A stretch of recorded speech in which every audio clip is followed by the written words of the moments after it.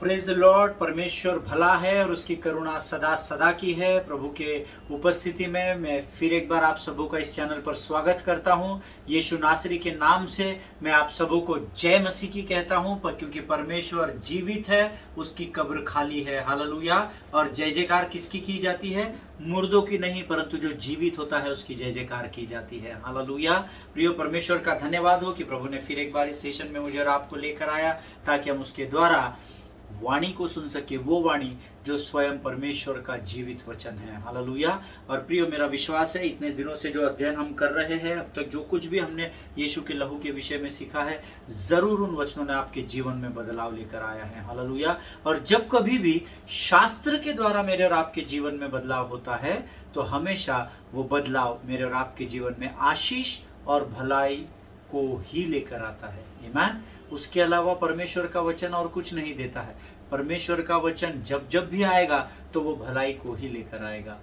आमीन। मेरा विश्वास है जब हम लगातार यीशु के लहू के विषय में सीख रहे हैं, तो परमेश्वर खातिर से आप में से बहुत देरों से बातचीत कर रहा है। आमीन। प्रियो, परमेश्वर ललायत होता है। परमेश्वर he is always waiting to talk to you. He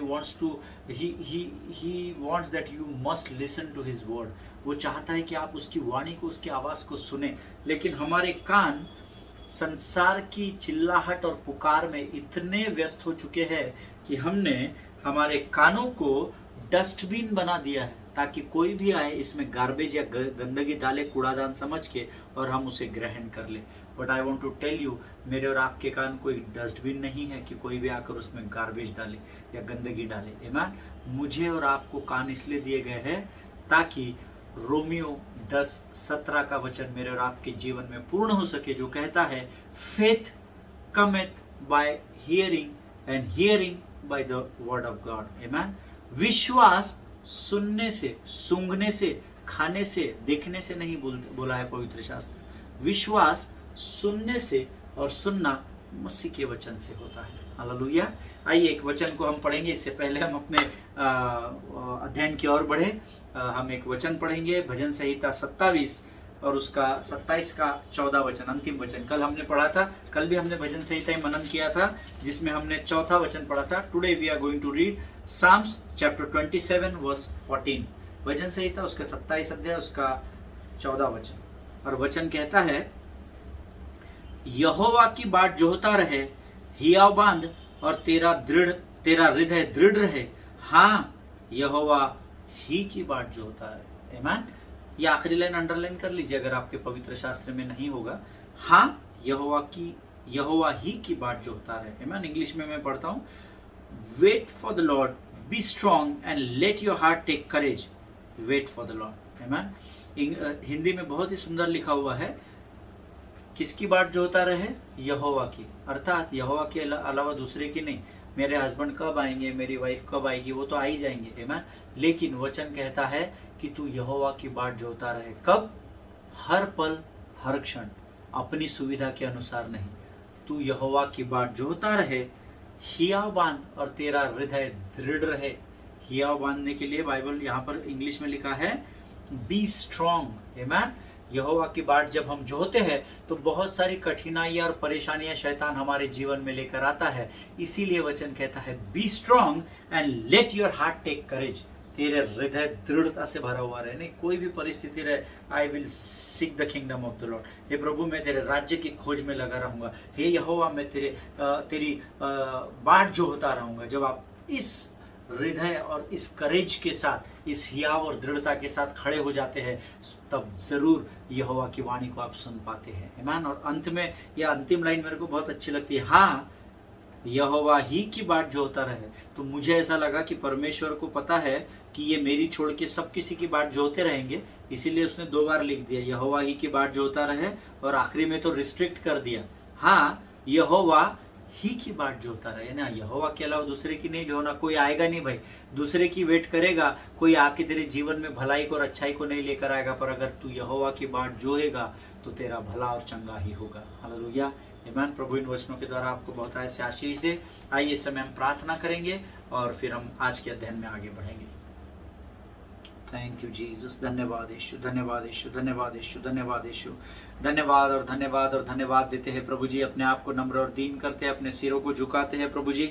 हम अपने आप को तुझे सौंपते हैं। पवित्र आत्मा आप आइए और हमारे जीवन के ऊपर अपने संपूर्ण नियंत्रण को लीजिए प्रभु जी। इस समय हम अपना सब कुछ तुझे समर्पित करते हैं। तेरे आने वाले वचनों के द्वारा तू हमसे बातचीत कर और हमारे हृदय और मन को तैयार कर राजा। शैतान की हर एक युक्ति योजनाओं को हम अपने जीवन से खदेड़ते हैं राजा। यीशु के लहू में अपने आप को डुबो देते हैं प्रभु जी। आगे के संपूर्ण समय को तुझे देते हैं और इस विनती को धन्यवाद के साथ यीशु नासरी के नाम से मांगते हैं। सुन और बड़ी दया से ग्रहण कर, आमीन।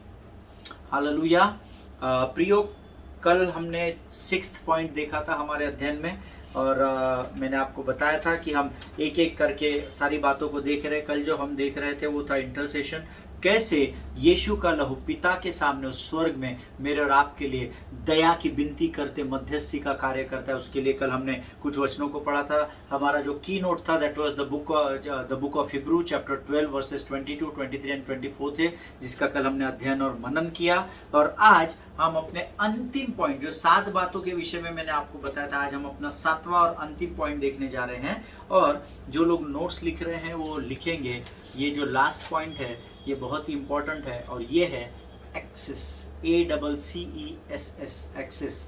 यानी हम बोलते हैं ना, हमको एयरपोर्ट में एक्सेस करना है या हमें ATM एक्सेस करना है ना, यानी प्रवेश करना। एक्सेस करना है ना, जिस स्थान पर आपका प्रवेश करना इतना सरल नहीं है, उस स्थान पर प्रवेश करने को एक्सेस कहते हैं, है ना। मुझे आपको जाने नहीं देते क्या ब्रदर, वहां पे आपको जाने नहीं देते सिस्टर उनके पास, but I have direct access, ऐसा हम कई बार बोलते हैं ना। नहीं, लेकिन मैं तो सीधे जा सकता हूँ वो पास्टर से मिलने, मैं तो ब्रदर को मिलने सीधे जाता हूँ। I have direct access to meet him, है ना। सो एक्सेस, इसका अर्थ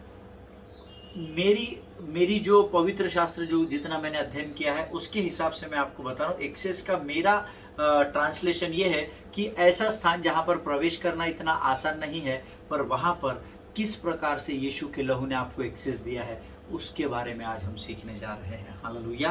प्रियो, open your Bible through again the book of Hebrews chapter 10 versus 19 to 24 हम पढ़ेंगे। इब्रानियों की पत्री उसका 10वां अध्याय, उसके 19, 20, 21, 22, 23, 24 वचन।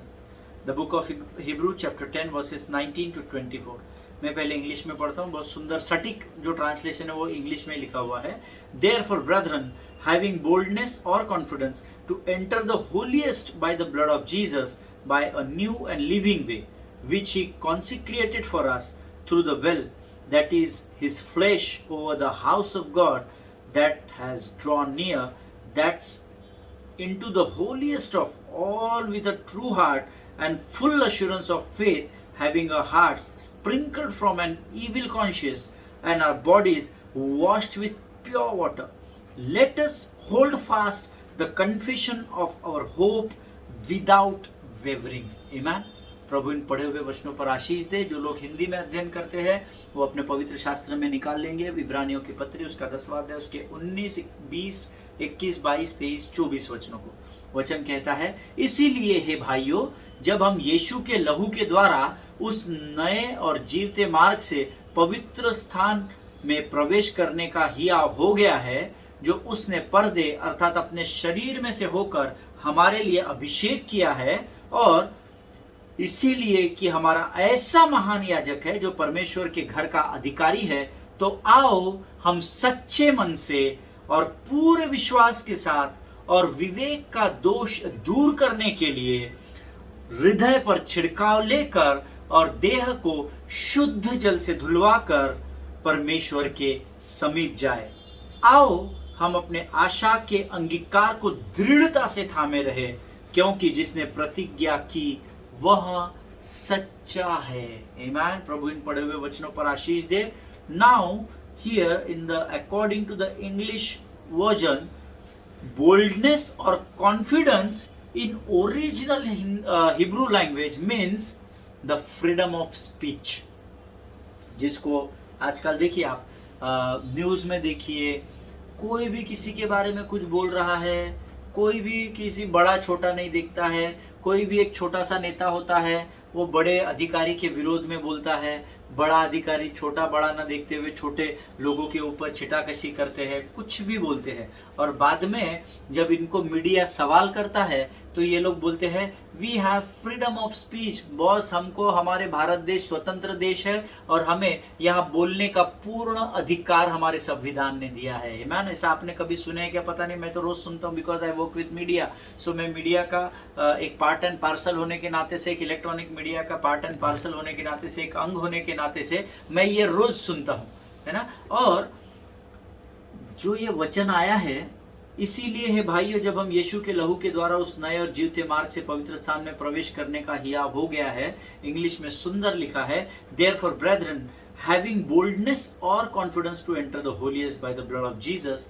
अर्थात बोल्डनेस और कॉन्फिडेंस का ओरिजिनल हिब्रू अर्थात इब्री भाषा में इसका अर्थ होता है फ्रीडम ऑफ स्पीच। इसका अर्थ है हियाव या बोल्डनेस को बोलने की आजादी भी कहा जाता है। बोल्डनेस कब आता है हमारे अंदर? कभी हम लोग बहुत शाय होते हैं, कभी हम बहुत शर्माते हैं, लेकिन जब बोल्डनेस आ जाता है तो क्या होता है, हम बिंदास बातें करते हैं लोगों के सामने। आमीन, हम डरते नहीं हैं किसी से, उसे कहते हैं बोलने की आजादी। आपको याद होगा जितनों ने बड़ी गंभीरता से इस वचन को सुना है और मनन किया है, अध्ययन किया है, मैंने आपको इस अध्ययन की शुरुआत में कहा था कि बोलने की आजादी का अर्थ है हमारी परमेश्वर के लिए दी गई गवाही। हालेलुया। जब तक आपके अंदर बोल्डनेस नहीं है आप गवाही नहीं दे सकते हैं। प्रभु ने आपको चंगाई भी दी है तो आप सोचते हैं, डरते हैं, यार मैं अगर अपने अन्य जाति में दोस्तों से, भाइयों से, बहनों से कहूँगा कि यीशु के लहू ने मुझे चंगाई दी है तो वो मुझ पर हंसेंगे, मुझे पता नहीं क्या क्या बुरा भला कहेंगे। तो कई बार हम लोग बोल्डनेस को दबा देते हैं और अपनी बोल्डनेस के दबने के द्वारा हमारी बोलने की आज़ादी को भी हम खत्म कर देते हैं। आमीन। और बोलने की आज़ादी अर्थात यीशु के गवाही को लोगों में बड़े हियाव और दृढ़ता के साथ बांटना होता है। हालेलुया। प्रियो, as I told you earlier, if you remember, I don't know आप में से कितनों को याद है, लेकिन मैंने आपको बताया था नो कन्फेशन नो रिडिम्पशन। अगर आप अंगीकार नहीं करोगे, यीशु के लहू की गवाही नहीं दोगे, तो आपका छुटकारा भी होना तकरीबन असंभव है। आमीन। See, that means if you don't have boldness to give your testimony, then there is no redemption in your life. आमीन। मैं आपको बहुत स्ट्रेट ये बात बता रहा हूं, अगर यीशु की गवाही बांटने का हियाव या वो दृढ़ता आपके अंदर नहीं है तो आपके जीवन में छुटकारा भी नहीं आएगा। क्योंकि अगर आप छुड़ाए गए हैं, ऐसा अगर आप बोलते हैं, तो आप कैसे छुड़ाए गए हैं ये लोगों को आपको बताना पड़ेगा। हालेलुया। कई बार मैंने सुना हिडन बिलीवर है, लोगों में आने के लिए डरता है, लोगों को बताने के लिए डरता है। मैं विश्वास करता हूँ, मैंने कई लोगों से सुना है, बॉलीवुड में बहुत लोग हैं जो यीशु मसीह को मानते हैं लेकिन डरते हैं खुलकर बोलने के लिए। लेकिन आज मैं बड़े दृढ़ता और बड़ी सामर्थ्य के साथ यीशु की उपस्थिति में आपको बताना चाहता हूँ, if you don't have boldness to testify the name of my lord and saviour Jesus Christ, then your redemption is impossible. हालेलुया। अगर आपके अंदर यह सामर्थ्य नहीं है, यह हियाव नहीं है कि आप यीशु की गवाही को लोगों तक बांट सके, तो मैं आपको बताना चाहता हूँ फिर आपका छुटकारा होना, अंधकार से निकाला जाना असंभव है। आमीन। प्रियो, इब्रानियों की पत्री उसका 3 अध्याय उसका पहला वचन जल्दी से निकालेंगे। The book of Hebrew chapter 3 and verse 1। इब्रानियों की पत्री उसका 3 अध्याय उसका पहला वचन कहता है, इसीलिए हे पवित्र भाइयों, तुम जो स्वर्गीय बुलाहट के भागी हो, उस प्रेरित और महायाजक यीशु पर जिससे हम अंगीकार करते हैं ध्यान करो। आमीन। मैं चाहता हूं जितने लोगों के हाथ में इस समय हिंदी बाइबल है, सामने रखा हुआ है, महायाजक यीशु और अंगीकार करते हैं, इन बातों को आप अंडरलाइन कर लीजिए। महायाजक यीशु का अंगीकार करना बहुत जरूरी है। आमीन। Jesus is the high priest of our confession, that is what the word of God says. हमारा जो यीशु है, जिसे हम महायाजक कहते हैं, उसका अंगीकार करना लोगों के सामने बहुत ज़रूरी है। नहीं, मैं घर के अंदर किवाड़ बन करके यीशु की आराधना प्रार्थना तो कर सकता हूँ, मैं सब कुछ बात कर सकता हूँ, वचन पढ़ सकता हूँ, पर ब्रदर मेरे को घर के बाहर किसी के घर में प्रार्थना करने नहीं बोलना बाबा, मैं नहीं कर पाऊंगा, क्योंकि मैंने बहुत लोगों को बताया नहीं मैं यीशु के पीछे चल रहा हूँ, ये यीशु पर विश्वास करता हूँ। No no no. अगर आप आज इस माइंड सेटअप में है तो तुरंत अपने माइंड सेटअप को चेंज करें, बड़ी दृढ़ता के साथ, बोल्डनेस के साथ कन्फेशन करना सीखे। आमीन। कन्फेशन करने को अंगीकार करना कहते हैं हमें। That's what the word says, Jesus is the high priest of our confession. वो महायाजक यीशु का अंगीकार करते हैं, उसके ओर ध्यान करो, ऐसा वचन हमको यहाँ बताता है। एक और वचन है इब्रानियों की पत्री उसका 4 अध्याय उसके 14 वचन में क्या लिखा हुआ है। The book of Hebrews chapter 4 and verse 14 says, इब्रानियों की पत्री 4:14 कहता है, इसीलिए जब हमारा ऐसा बड़ा महायाजक है जो स्वर्ग से होकर गया है, अर्थात परमेश्वर का पुत्र यीशु, तो आओ हम अपने अंगीकार को दृढ़ता से थामे रहे, ऐसा लिखा है प्रियो। आमीन। अपने अंगीकार को, अपने कन्फेशन को, अपनी टेस्टिमनी को, अपनी गवाही को पकड़ कर रखना है ना, भूलना नहीं है, डरना नहीं है, इसको थाम कर रखने के लिए कहा गया है। आमीन। It says hold fast your confession, English में बहुत सुंदर लिखा है, होल्ड फास्ट योर कन्फेशन। लेकिन अभी हमने पढ़ा इब्रानियों 3:1 पढ़ा और हमने इब्रानियों 4:14 पढ़ा। अब मैं आपको एक अद्भुत वचन बताता हूं जो इससे भी 2 घर आगे बताता है। इब्रानियों की पत्री उसका 10वां अध्याय उसका 23 वचन, the book of Hebrew chapter 10 verse 23। इब्रानियों की पत्री उसका 10वां अध्याय उसका 23 वचन को ध्यान से पढ़े। वचन कहता है, आओ हम अपने आशा के अंगीकार को दृढ़ता से थामे रहे। आमीन। That means hold it fast without wavering, ऐसा अंग्रेजी अनुवाद कहता है। हमने इसके पहले मैंने आपको अंग्रेजी में क्या बताया, it says hold fast your confession, but now here the word says hold it fast without wavering, बिना थरथराए, बिना कापे, बिना डरे, इसको बड़ी ताकत के साथ थाम कर रखो, पकड़ कर रखो, जकड़ कर रखो। किसको?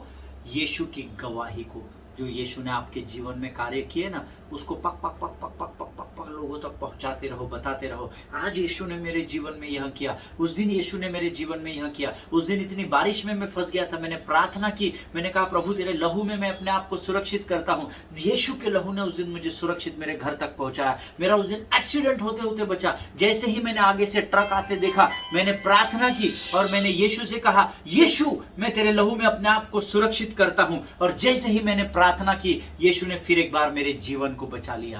आमीन। जब आप ऐसे, द वर्ड सेज, अंगीकार को दृढ़ता से थाम कर रखना है। Hallelujah.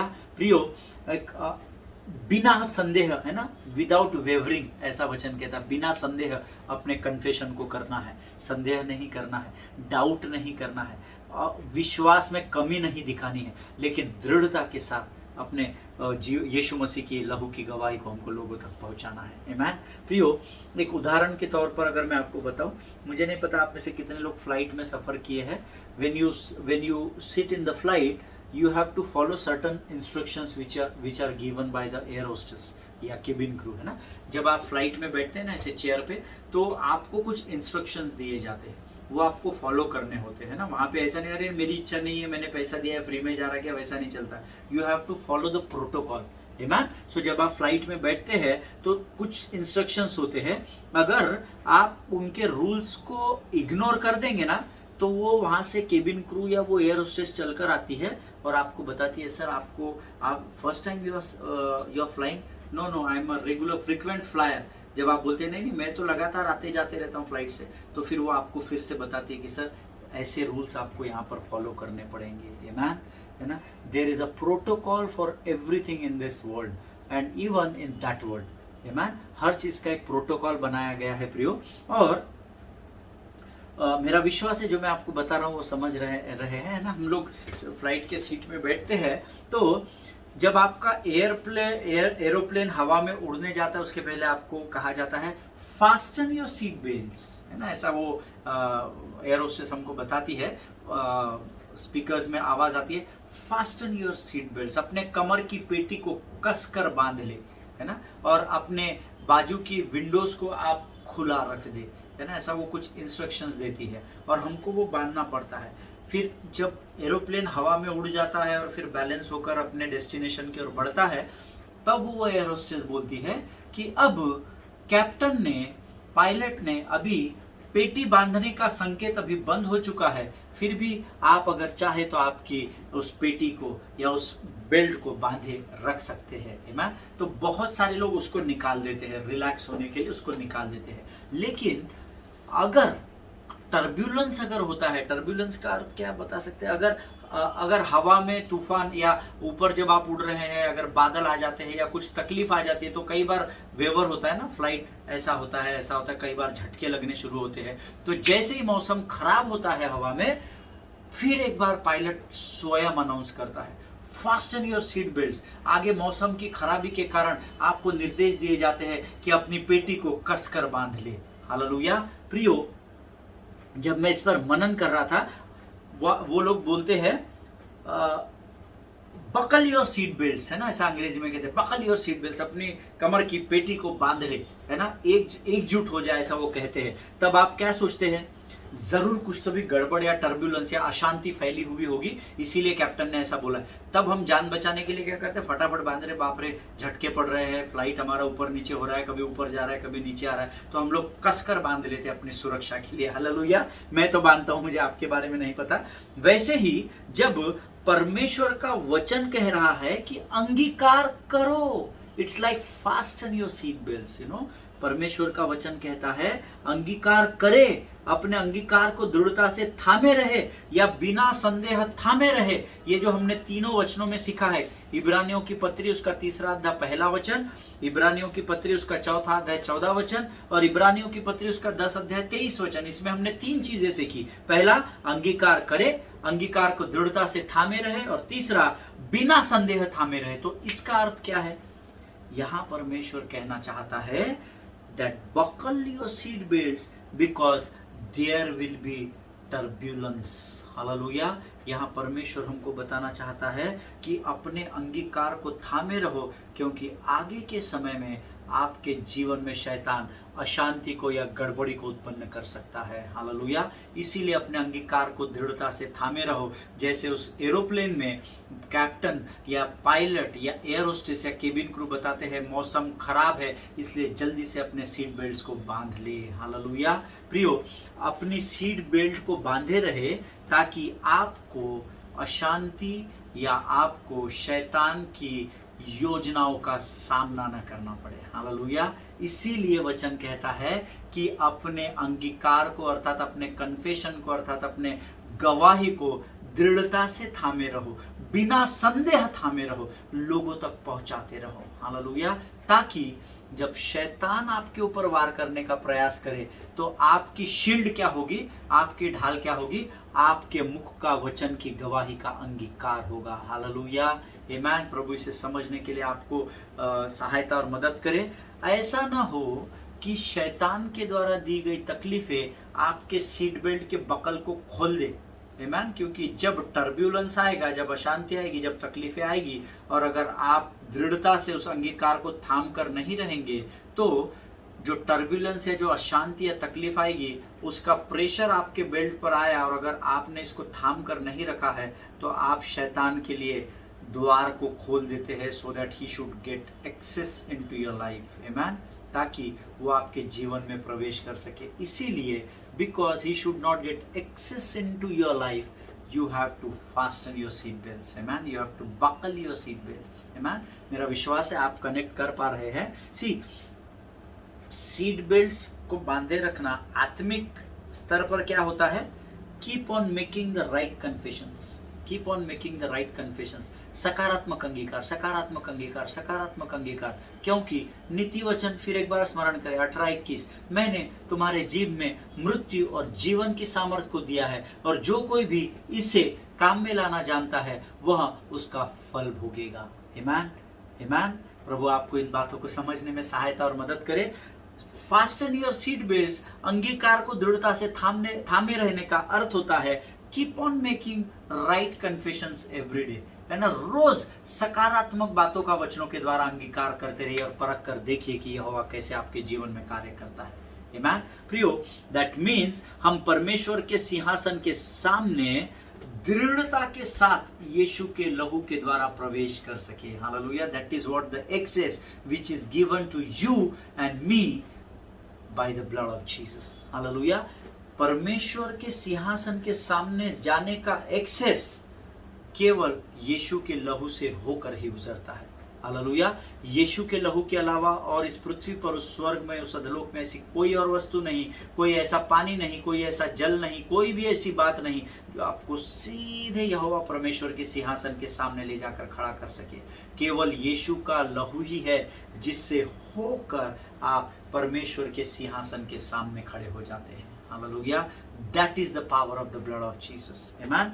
We can approach the throne of Almighty God with boldness because the blood of Jesus we have direct access into the kingdom of God. Hallelujah. हम परमेश्वर के सिंहासन के सामने दृढ़ता के साथ खड़े रहने का हियाव बड़े बोल्डनेस के साथ इसलिए कर सकते हैं क्योंकि यीशु के लहू ने हमें डायरेक्ट एक्सेस होने का एक मार्ग खोल दिया है। आमीन। यीशु के लहू के द्वारा और कोई ऐसी वस्तु नहीं, कोई बात नहीं जो हमें पिता के सिंहासन के सामने लेकर जा सके। हालेलुया। सी, आज मैं चाहता हूं हम कन्फेशन करें, है ना, अंगीकार करें। What must be a confession? Thank you Lord that through the sprinkled blood of Jesus I have direct access into the presence of Almighty God.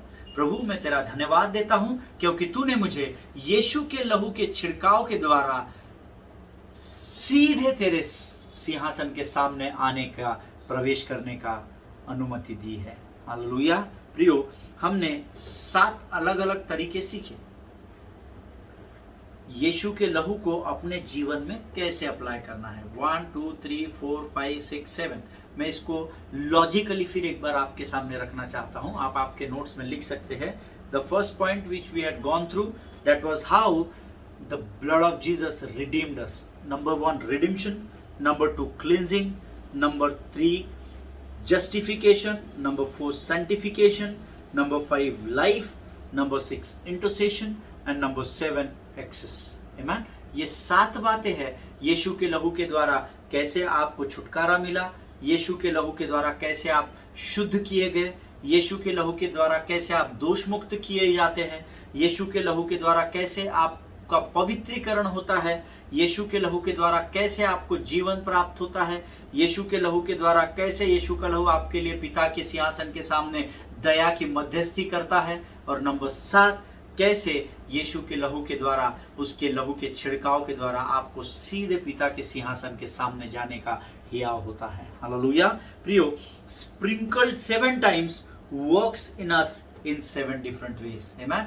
यीशु के लहू का छिड़काव कैसे 7 अलग अलग तरीकों से हमें यीशु के लहू की ओर लेकर बढ़ता है, उसके विषय में हमने आज अध्ययन किया। But always keep reminding yourselves, है ना, मैं रोज अपने आप को स्मरण दिलाता हूं, we overcome Satan by the blood of the Lamb and another one by the word of our testimony. Hallelujah. शैतान पर हम विजय को कैसे प्राप्त करते हैं? हमने शुरुआत में वचन में सीखा था, यीशु के लहू के द्वारा, नंबर 1, और दूसरा अपने मुख की गवाही के द्वारा। हालेलुया। ये जो गवाही है ये पुराने नियम के बंच ऑफ हिसप का काम कर रही है, जूफा के गुच्छ का, जो अलंगों पर इस्तेमाल किया गया लहू को लगाने के लिए। हालेलुया। आज मुझे और आपको सुरक्षित करने के लिए यीशु के लहू की गवाही जब हम अपने मुख से देते हैं, यीशु का लहू हमें सुरक्षित कर लेता है। हालेलुया। प्रियो,